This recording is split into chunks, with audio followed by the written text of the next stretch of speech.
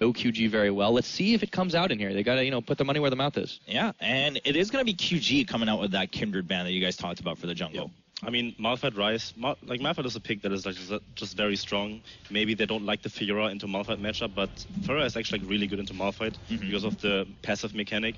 And yeah, all the bans, Gangplank and Kindred, we talked about it, Ryze. Lulu is still not banned, but I expect Lulu to be banned probably from one of those two here. I feel like what this is lining up for is that the Elise first pick. We have the Elise Lee coming in. I think Elise is good into Lee Sin, but still, I feel like this is an Elise first pick from Dignitas right off the bat. But do you trade Elise for Lulu? I don't think so. I think it's potentially something you could do. I would probably, what I would do is probably give Elise away, pick Lulu, and I actually like Zac right now. Zac into Elise is really powerful, because Zac is one of the champions that benefits so much from the Spirit Visage first item, and once you get that item, he's unkillable. He's also a tank in the jungle, has like very farm clear speed, and Lulu's banned, which is a mistake in my it's a mistake in my opinion, because you should leave it open and grab one of the other. So right now QG drafted themselves into like a pretty decent disadvantage, I would say, right? I would agree completely. We do have Mundo open. That is like the big question mark. Will they pick up Mundo into the Elise? Personally, I feel like Elise does well into Mundo, simply because Mundo is like a melee champion. So of course, Elise has a possibility to kite him. But still, I have to agree with you. This draft, it's the flex. You should just pick up Mundo right now. We talked about the Trundle. Trundle on red side right now is extremely good, because you can still flex it to the last pick into the top lane or support, and then can just get like a really favorable matchup in the bot lane or in the top lane. Okay. It's especially more powerful against those like tankier players, obviously just because of the subjugate, but because that last Whisper is now way less valuable than it used to be. It doesn't do quite the same thing. Trundle kind of fits that slot. So if you do build somebody that's hyper tanking, he's going to be able to shut it down. Also, his ultimate, of course. His ultimate is the only mechanic in the game right now that actually counters tanks effectively without an item. Because once you use that ultimate, you take away 40% of their armor, which is really big for your AD carries. That's why it's like really good against tanks right now. And Lissandra, flex pick for the top and mid lane. Very prominent pick, we talked about it a bit. She can itemize fairly effectively currently, because she's like that budget champion right now. Rod of Ages, Abyssal, and maybe Frost Queen's Claim. Those three items are like still low tier in the gold price range, but are super effective on that patch. And it's like Lissandra is the type of champion that you want to be strong with early game, because that's where she's strong. But thinking about the Trundle, it's like if you put it in the bot lane, you're most likely going to lose the 2v2. But the beauty of Trundle and the red side, picking on the red side, is the fact that you can guarantee yourself a stronger matchup in the top lane, and it's very, very easy to transition pressure into a bot lane that has Trundle, because you just pillar, and it's so easy to gank something like the Thresh that they just locked in on Dignitas side. And there's that Tristana that you guys are talking about too, coming in as the first AD carry that we're going to see in this matchup. I think the idea behind the Tristana is simply because of what I said about the Trundle. They're expecting the Trundle to end up in the bottom lane, and laning against the Trundle is almost very, very free. But the beauty of Trundle is you can interrupt the jump, so I hope we get to see that mechanic. Oh, that's true, yeah. So obviously, Swift is the Nidalee player. Maybe we see a bit of Nidalee. Not quite that good on this patch, because she's still getting buffed. In the next patch, we still obviously play on the 5.23, where there's like 20 damage on the Q in the early game, plus a bit of scaling. And I'm actually surprised if you see the Trundle end up in the bot lane. I would just put him top lane right now, and then pick like something strong in the bot lane. Maybe Misfortune and Morgana or something. Yeah, Lucian's still up too. Lucian's still up too, and is really good. But yeah, Nidalee is being locked in. Oh, okay. And Lucian, I actually like that. They still leave up the option, the support pick and top lane, how they should be. Lissandra obviously still, it's like a triple flex right now, so they can just decide the whole team come with their last pick. And Dignitas has to show all their cards right now in that next draft, so maybe we can even see Mundo in the top lane. Yeah, I was going to ask that. I mean, if Mundo's kind of out of the question for the jungle, does Dignitas just secure it in the top lane? I mean, overall, the reason any champion is strong in a certain role is because they're strong overall, right? You're not going to have someone that's too crazy. It's like, speaking of the flexibility, though, I think Dignitas should just go for the safe picks like Orianna in the mid lane, something like Anivia, these very, very solid picks, and just end up on something on top lane like the Gnar. Because it's very hard to counter a champion like the Gnar that's well into the Trundle, and it should be overall fine. Just pick something safe and rely on the fact that you have the Elise in the jungle and power on that kind of card. Okay. Victor is one of the safest blue side picks still. I know that a lot of people think he's weak, but I think he's like a really good blue side pick. It's very safe pick, good scaling, lots of wave clear, so you can just prolong the game for like forever pretty much, until Tristana reaches that critical point of like 3 items where she just takes over the game. And we see a Fiora in the top lane. We know that Smitty J is like a carry-oriented player, like Irelia, Fiora, he plays those champions.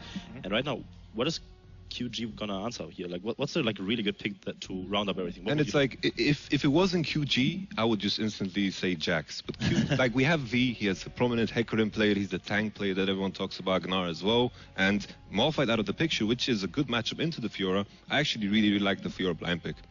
Okay. Pick? I mean, with the way top lane got bent, Ryze and Malphite, probably like the 2 strongest pick on the top lane currently. Right. I agree. I like that actually. The Hecarim most Of course, likely. yeah, of course, the one downside is they have a weak bot lane matchup right now. Trundle in the support role is like fairly weak into like Thresh.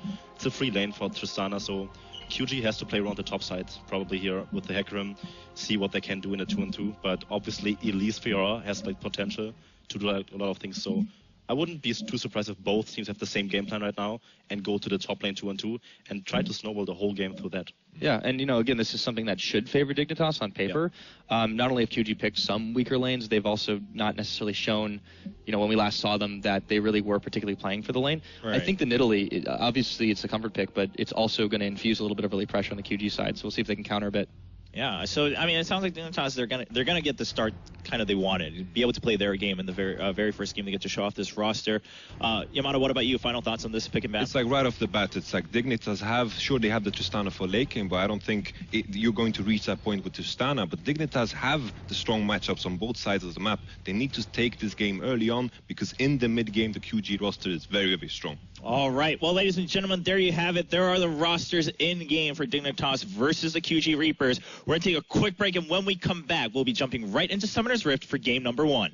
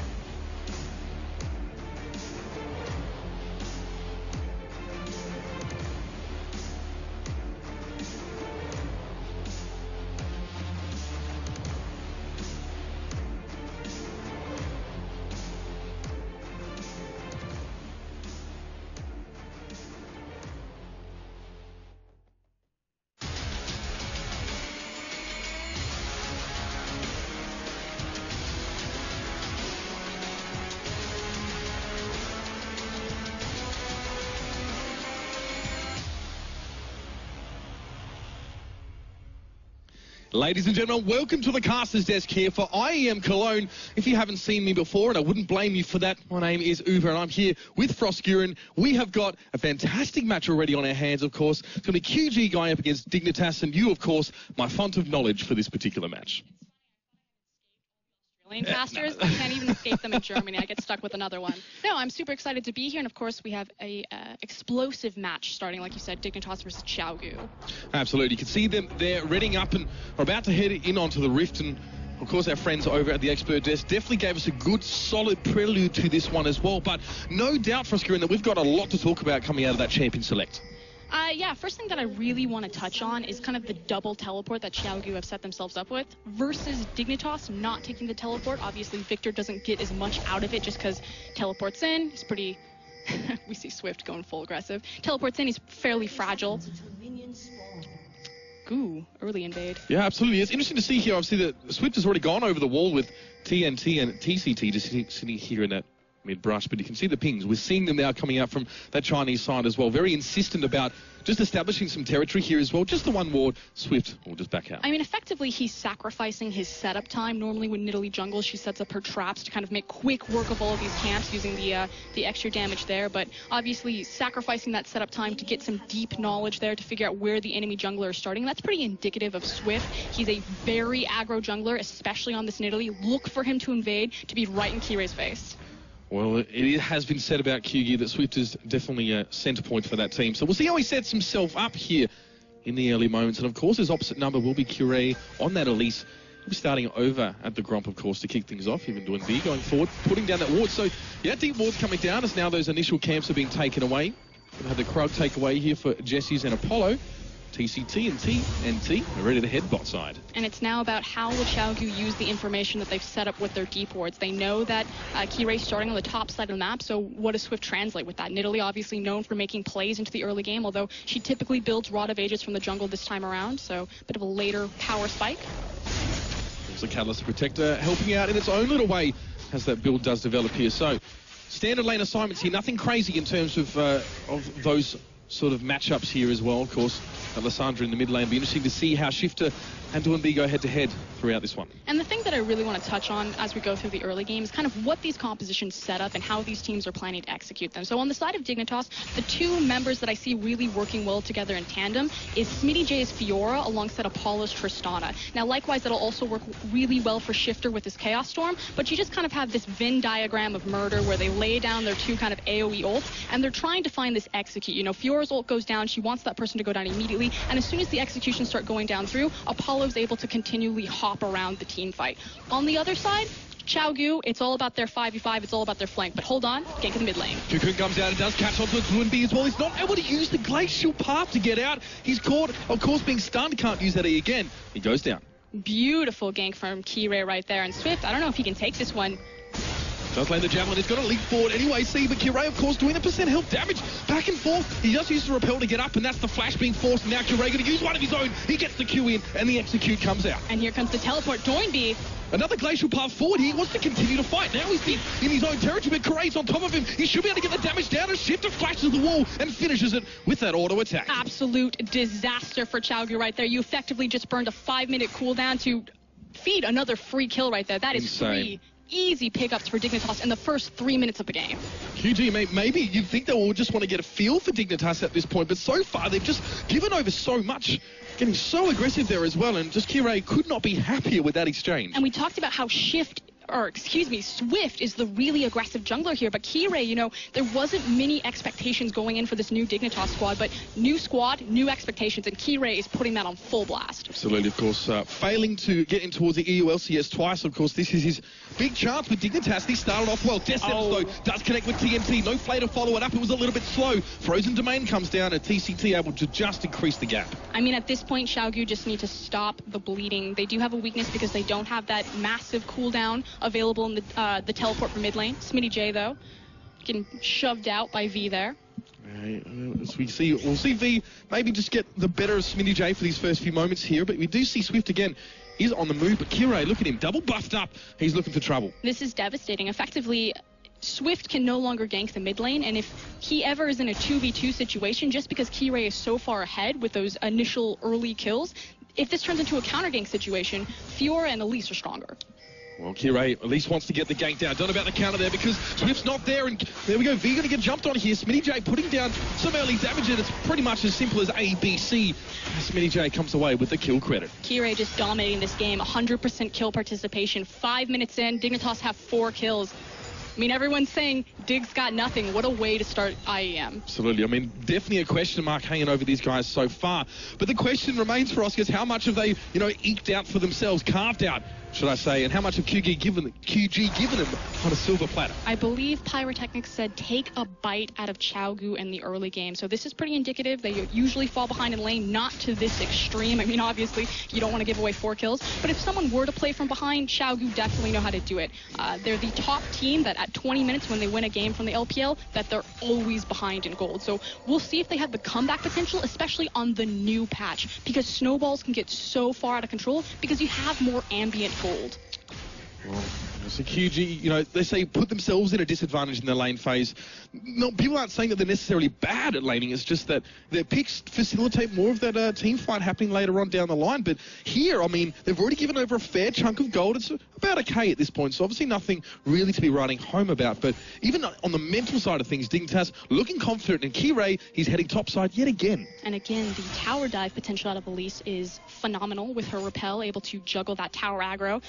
V does not have the onslaught of shadows. Cocoon does hit. I mean, it's going to be all and said and done there. Really is. Qiao can just come through and pick that one up here. They're farming V for the moment here. He's obviously had 2 deaths in the last few moments, and it's all about Dignitas right now. Swift, he's got to be looking for some sort of opening, some way to get in there and bring his team back into this. I mean, effectively at this point, this is a great response from Jesus. So this is what they understand.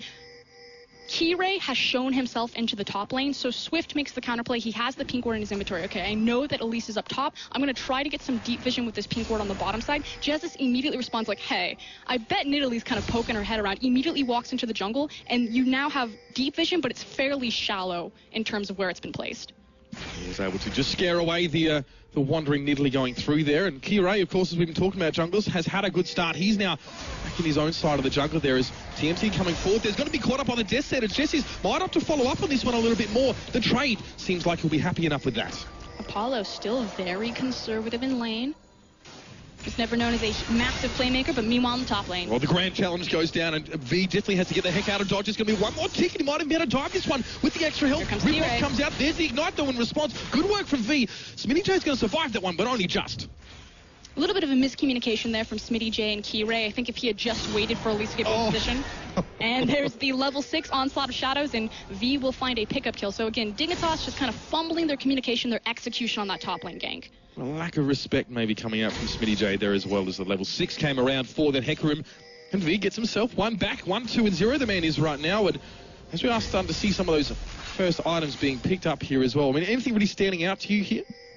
I'm curious where Doinby's going to go with the Phoenix Codex. In the WCA, we were actually seeing Chinese mid laners, although Doinby is Korean. Hold on, though. Although Qiao might be caught, the Cocoon just to try and get by himself some space, but he's having to move away. Teleport from the backside as well. Repel goes up, and Qiao gets a little bit of a leapfrog done over Swift, and he leaves him in their dust. Okay, so TP burned into the top lane. V will have his shortly, so we'll see if Qiao can do anything with this window of having a numbers advantage. Meanwhile, Shifter just bowling Doinby. But back to this Phoenix Codex. Now, I suspect, as I say it, every time we try, these guys just want to fight all the time. And Jesse starts things off again, gets the flag back in the box, will not find its intended target. Culling to come out from TNT there as well. He is very, very low and will have to abscond, I'd say, for the moment.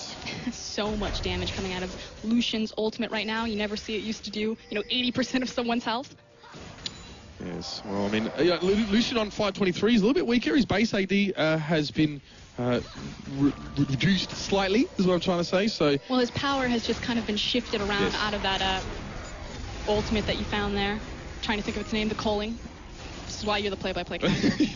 Yes, we're expecting to know all the names, which is often a dangerous thing. But here we go, Lantern to pull Apollo out there as well. And it does look like Dignitas' bot lane, they might actually head back now as well. I mean, it's CS lead as well. It's a decent one for Apollo, playing the passive game, just farming up. And it has yielded him that 10 CS advantage across the map as well. It's a 10 CS advantage for Smitty J, enjoying that lane. But Doinby in the mid lane has at least managed to eke out an advantage of his own, despite being down a kill and assist compared to Shifter.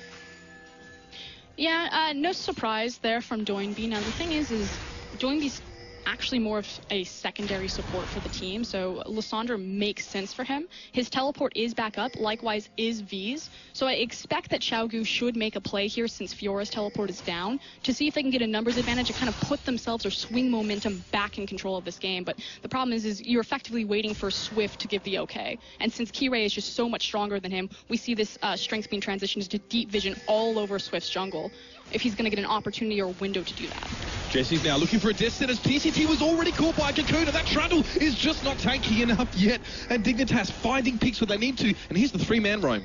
Just transitioning their power and their lead immediately into Swift's jungle. That deep vision already paying off immediately. Dignitas giving absolutely no quarter in the early stages here as Swift has still been searching for a reasonable advantage or an opportunity to create such a thing.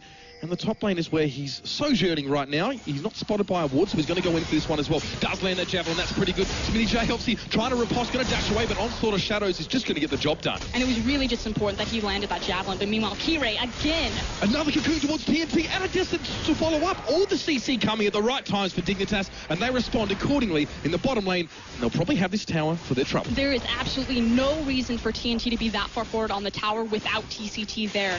That was an easy dive, easy call for Dignitas. They pick up the tower, which is going to give them the global gold, and they can easily swing this advantage down onto the Dragon if they want to take it. Things starting to look a little bit grim here for QG as they are giving away some advantages in the early game, but it's just the first tower to fall there for Dignitas. 7-2. Diplomacy is key, I feel, in these situations. Dwinby going forward here as well. What's he going to do? I mean, Shifter does get tombed up there as well when he manages to get out. It's a good little pillar of filth, actually, that's going to knock Shifter up. And now, of course, the active of his ultimate, he gets that subjugate down. One-for-one trade, a messy thing there as well as, of course, the Dragon being picked up by Kirei. So many resources and cooldowns used right there. Dignitas, they pick up the Dragon. They've now moved their resources into the mid lane. That's actually a pretty standard play from Qiao. After the bottom tower goes down, they like to consolidate their resources into the mid lane because they know that that's kind of the next big objective available on the map, especially with that Dragon going down. So they always try to use it as kind of like a countermeasure play, but in the end, that mid pick really doesn't mean as much in terms of Dignitas' lead in Snowball. Yeah, of course, and a correction, it wasn't a 1-for-1, it was a 1-for-0, as Shifter was the only one that went down. TNT wants to push in at the bottom here. Culling will come out, but SmittyJ seems to have found him as well, and he does lay down that grand challenge, but straight away, it's a teleport coming in. SmittyJ has to get out. There's another TP on towards that cannon minion, and there's Dwinby. He's coming forward. Smitty is able to block a little bit of damage, but he's under his own tower. There's just no one to help him. And that is a nice little play there from Dwinby, getting aggressive towards the bottom side. We talked about how Qiao needed to make use of their teleport cooldowns to try to kind of outmaneuver Dignitas on the map. They finally get it into the bot lane, and they trade 1-for-1 in terms of towers. But meanwhile, Dignitas have moved their bot lane back up into the top side, and they should be picking up another free gold. This trio as well, it's not the first time we've seen them all go together and make a roam, and they've got to claim a tower as well. Obviously mirrored on the bottom side by QG, looking to do just the same. Dignitas already starting to add up that goal, but do note here, of course, is that it is very even with those towers coming down. QG actually have themselves a gold lead here. A far superior trade right there for Qiao because they got the second inner tower, and they're all backing in time to defend their top inner tower. So advantage to Qiao right there, although Dignitas are burning this down quickly. Of course, with that Tristana there as well, it's always going to be helpful battering away at that tower. You could see on the periphery, though, V was there, maybe showing a glimpse of himself. Qiao aren't going to be able to fight on this one as well, but they will force Dignitas back. Dig have lost that bottom outer turret here, in a turret, should I say, so definitely trade in favor of Qiao. Question is, where do they strike now? It looks like they're going to dive this mid lane. Frozen Tomb is available, so Dwinby has some protection and security there. That does look like that's going to be happening. Jessis goes forward, throws the lantern back. Dwinby as well will have to tomb. No, he doesn't tomb himself. He actually uses on Jessis, if I'm not mistaken. Swift gets out towards the back. The double kill coming out. A 2-for-1 trade here for Dignitas. How? And they sacrificed their tower right there. Frankly, it was just poor decision-making with the ultimate from Lysandre right there. Dwinby should not have used that aggressively. Either they just had no idea that Dignitas were coming for the flank. Oh, nice onslaught. Yeah, the onslaught of shadows to at least, in the animation, I think avoids a stun, but eventually when it finishes... Force the flash is really all that matters there. It's really worthwhile. TCT now doing a bit of housework in towards that mid lane, and to be fair, I mean, we've talked about QG with disadvantages early on. The gold still looking nice and even between these two. It's just the Dragon to set them apart. The scary thing, though, is that Qiao do not get the security of kind of last season, of last meta. This meta completely new. You can't kind of fall back onto, you know, freezing deep waves and stalling out these games for 45, 50 minutes, so it just comes down to that one big play. Because Qiao, they're a playmaking team. Dignitas, you know, they have the power late game because they have the scaling Tristana. They made the correct early calls, especially on the back of Kirei, to get the snowball ahead. And I just don't think in this current meta that Qiao have the luxury to wait that long. I think Dignitas are in full control, although this new meta puts the onus on the player, on the team who needs to win. They need to push in, they need to take advantage. Now let's talk about this Frost Queen's claim being built on Dwinby here as well. Not a Rod of Ages sort of starters maybe we would have expected to see from this Lysandre. Yeah, so this is the question that I had the Phoenix Code, what was it going to transition into? Effectively, this slot is there for your CDR, your mana regen, so that's something that Frost Queen's claim is always going to hit. I mean, everyone's talking about how powerful it is. The vision games change. You see the spooky ghost go out right there. It obviously assists with checking for blind spots, making sure that you don't walk into an obvious trap. Swift goes in, does steal the red away, and he might want to fight off the back of this one. TCT is close. It might be a pillar of frost, but the rappel's going to come out quickly. But there's 1B. Gets in there with the frozen tomb, and Qiao, he's dead to rights. Dignitas just not consolidating their resources.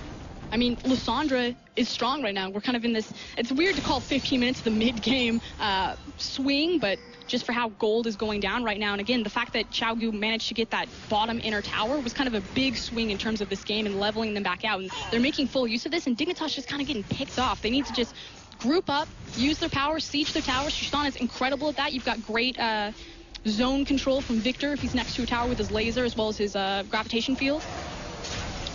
PG gave over a lot of resources early on, but they've been able to make those back and some at this stage, and maybe Dignitas now at least feeling a little bit on the back foot here as Jesse's going rather deep here as well. Just checking those walls, of course, with the safe zone in the top lane. Apollo not too far away from him here. And would you believe we might have even a moment here of respite for both of these two teams? Apollo just wanting to continue to farm himself up. Now, that lead has persisted between him and TNT since early, but it's not a big lead. 3 kills, though, of course, is always going to set you in good stead on that Tristana. I can't remember who was talking about it on the desk. I think it was Dexter there, but the fact that Tristana is typically a 3-item. She kind of has a lull in a mid-game. She doesn't get as much off of a 2-item. Does have the rapid fire complete as we see the Rift Herald being contested by, finished off by Dignitas. Whereas TNT Power Spike champion right now is exceptionally powerful. He has the Essence Reaver completed. He's more so going to have a 2-item Power Spike. So we'll see kind of... That went to Jesus. Perhaps, yeah, well, a bit strange. What are your thoughts, though? Maybe if he's going to be that roaming piece or going to be moving around with Qiao, does it make sense? I frankly think that it was just supposed to go on Apollo, but Jesus like, no, I got it. Well, kill secured nonetheless there for cheeky Jesses as he does rep the purple surrounding on him. Now, of course, Dragon is just spawning in here, and this would be Qiao's. Could have easily gotten that, especially because Joinby put himself in between the tower and the wall. It's a free skill shot, but good patience from Jesus to reveal Qiao setting up the flank in the wings. My burst, but Dignitas have established presence in the mid lane. You can see Glacial Path used just for Joinby to keep a respectful distance between him and the rest of Dignitas. I mean, it was trying to bait Jesus into the hook right there. Dragon is now being taken away here for Qiao, and it doesn't really look like Dignitas are in any position to contest. Presence still in that mid lane for TCT, just pushing them back, or at least denying any access towards this part of the map. So that very important first Dragon, like Dexter pointed out, has now gone over to both teams. Well, Dignitas really aren't in a position to contest right now. Again, we talk about kind of the itemization power spikes and where the power lies. Dignitas are now waiting for Tristana to really come online and to start taking off. You have the Trinity Force complete for V. You've got the 2 items for Lysandra. She is incredibly cost efficient with what makes her strong. Likewise, the Abyssal will do a lot of work against the AoE of Victor on that Chaos Storm.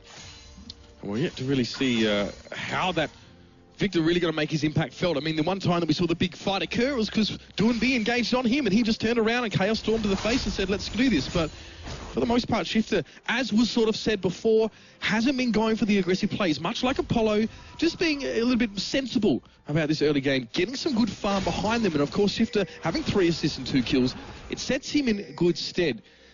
Well, he's not necessarily on a champion to be a massive playmaker. I mean, Victor's more about, again, your AoE damage as well as your utility that you can bring in choke points with your gravitational field. Kirai's been the number 1 playmaker.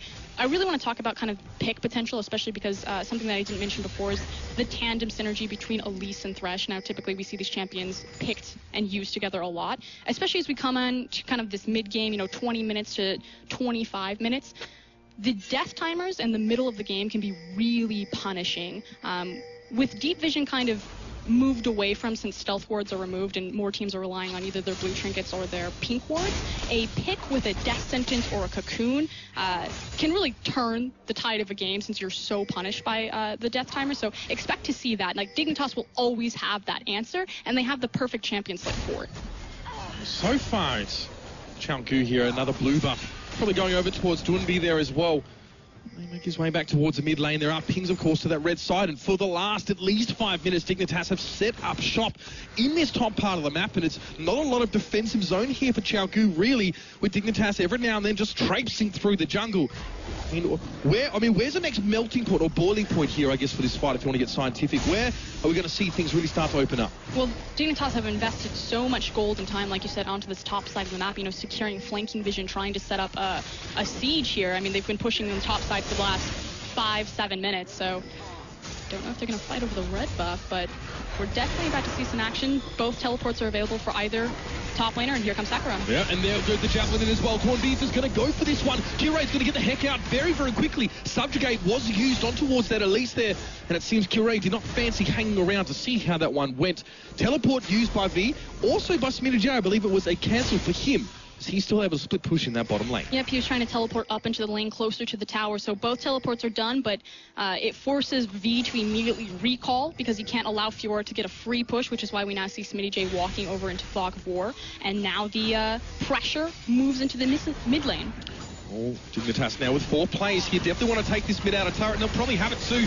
Not really much to be done. Joyby is going forward, but he's caught up in the gravity field. He will get blown up. And of course, the middle out of turret falls to Dignitas there as well. Doinby, not the first time he's put himself a little bit too far forward. And this is exactly what we were talking about. This is what Dignitas needed to do 5 minutes ago, is just group up, use the tower siege presence of the gravitation field with Tristana's satchel. You saw that Doinby didn't even get the frozen tomb off, immediately walked into the gravitational field, got blown up instantly.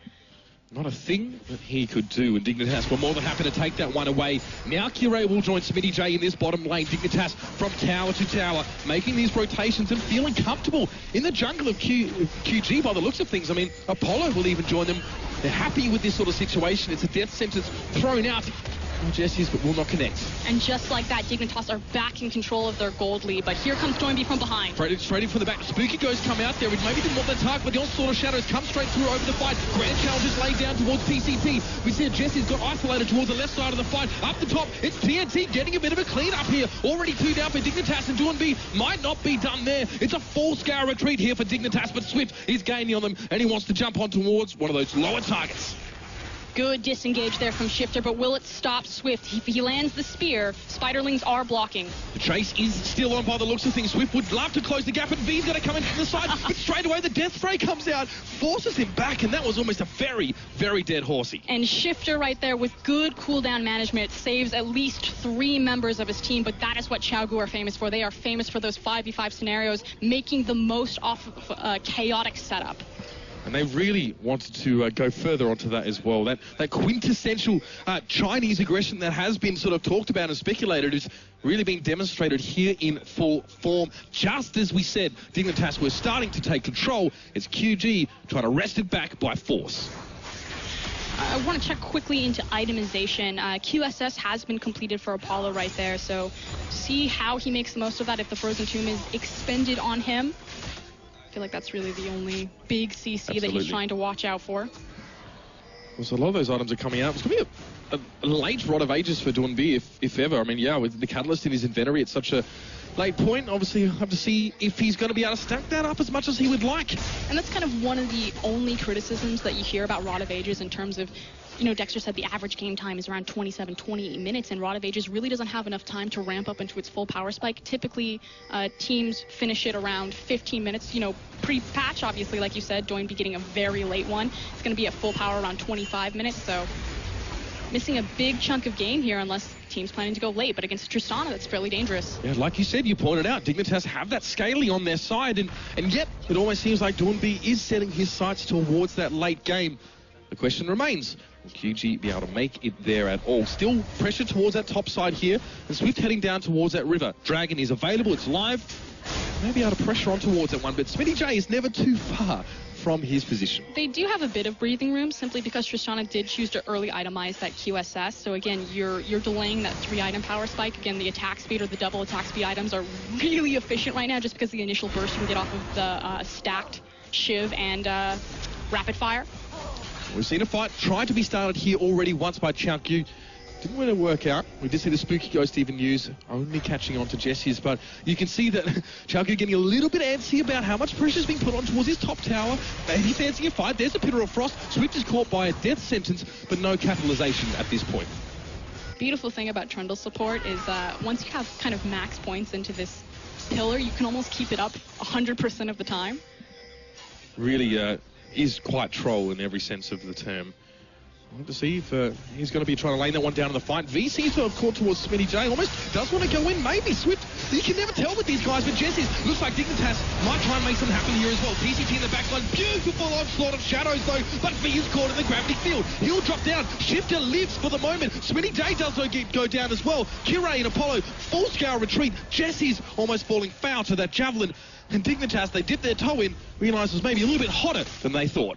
Effectively, Qiao split that fight in half. Now, Shifter did another great job laying down the gravitational field into a choke point that managed to save multiple members of Dignitas, so you see their health bars blinking across the board. But Doinby managed to zone off, I think, 2 or 3 people of Dignitas, and that's how Qiao really got the upper hand in that fight, and it translates into a free Dragon. Now, 5th Dragon, the games are ending shorter, so Dragon loses a lot of its viability, but seems like both teams don't really want to contest much here. Here's that hook, of course, to start things off. Yeah, so the thing that I want you to pay attention to is this onslaught of shadow, like you said, and then Doinby and Swift zoning off Smitty J and totally spacing. Jesse's already back. Jez, there we go. So Jez is not being able to reposition his team while everyone else is just filing into TNT's Lucianal, and that ult is doing so much damage. It's hitting just that much harder now as well. Of course, it's TNT. Able to get himself the Essence Reaver as well, but here comes the Baron. It looks like Dignitas fancy this one. Teleport is coming in close by. Dignitas and Baron. They're going to go fight. Yeah, well, we've all heard the stories, but here's Doinby. He's going to go straight in towards that pit. No, he actually doesn't get it off, and the Baron is not stolen away by QG, although it looked tantalizingly close. And finally, Dignitas find a Baron that works out for Hallelujah. them. It is a new team. Now, great gravitational field again. Amazing call from Dig right there to know that they had enough time to do that again. Shifter using Victor beautifully, zoning out as many members as he could. So good pickup. We'll see if they can translate anything with it. Doinby, almost a sense of him wanting to go into that pit. You can't really be sure about these guys. I mean, sometimes they're just teetering on the edge of, I guess, basic aggression and just absolute insanity. Of course, that Baron now going over towards Dignitas as we're coming up on 28 minutes here. Gold still sits quite even despite 2 extra turrets in favour of the boys in yellow and black. There we go, though. But Tristana, meanwhile, getting just that much stronger. Lucian sitting on his double items. Collegiate now has his crit as well as his Essence Reaver. I feel like I'm reading off of an iPad. I'd like lean in. Yeah, absolutely. Of course, Essence Reaver loves it if you're hitting those crits as frequently as you can. And TNT now, I feel like he's starting to develop into a legitimate threat. Outside of, I guess, the back and forth in lane. Very, very scary in that last little fight as well. And if V keeps hitting those onslaught of shadows just so, Dignitas might have a lot of more concerns going in towards his later team fights. I think it's beneficial that they keep Dignitas's 5v5 spread out as much as possible. You have so much skirmish potential coming out of Xiaogu in terms of like their carries. Now, when I talk about the carries, I'm talking about Swift and hold on, Jez is caught. Yeah, speaking of skirmishing, Jez is in a 1v5 skirmish of his own design, and he will drop. Very simple there. Doinby actually going to be using the Frozen Tomb there to secure that one away. Likewise, the Colegne was used, so 2 key ultimates down for Qiao, but Dignitas really not in a scenario where they can look for the 5. They're more so kind of spreading out their pressure across the map. Now, back to the carries. Swift. So the Nidalee and the Lucian are incredibly good at skirmishing just because of their mobility. Speaking of which...